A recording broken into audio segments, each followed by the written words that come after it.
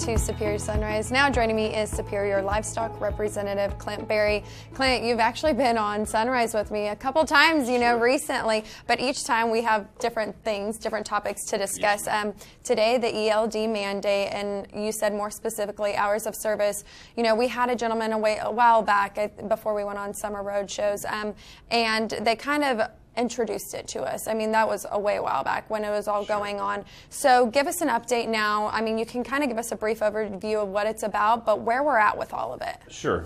The ELD stands for Electronic Logging Device, which is currently instituted in all commercial vehicles right now, except for the livestock haulers. We've got a waiver that exists till the end of this month, 2018.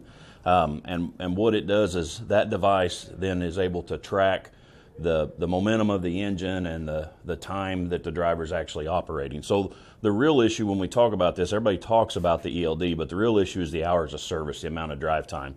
Currently, for nearly 10 years now, the drivers have been bound to 14 hours of on-duty time and 11 hours of drive time. And for those of us in livestock, we understand that when we've got a load of calves coming from Florida going to Kansas, that's impossible to make. So the ELD is forcing the issue to come to the front, but what we really have to address is the hours of service. Now, NCBA has been working hard along with the livestock haulers, especially the independent livestock haulers and the buyers on the other end of the cattle, to help the government understand that we need more flexibility built into hours of service to allow time for our trucks to make that run, because unlike a load of lumber or railroad ties or electronics, we can't just pull a truck over and set parked idly. Those cattle could die on the truck due to heat stress and different issues like that. And we're not able to unload those cattle in locations because they simply don't exist to allow us to do that. Not to mention, even if they did, the commingling process, at Superior, we're blessed with the fact that our cattle are in essence farm fresh to the buyer. If we have to unload into a commingling system, we have a greater chance of risk from sickness in our cattle.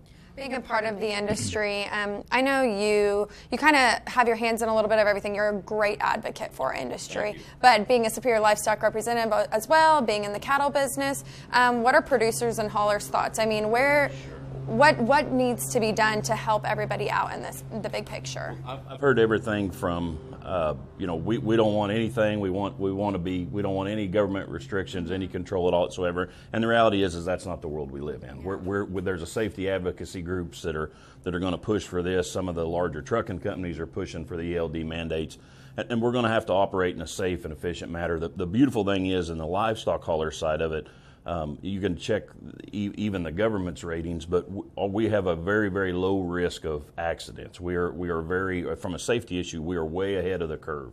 That gives us the chance to allow our hours of service to have the flexibility to expand that and give our drivers the time they need to make the run safely and protect our cattle.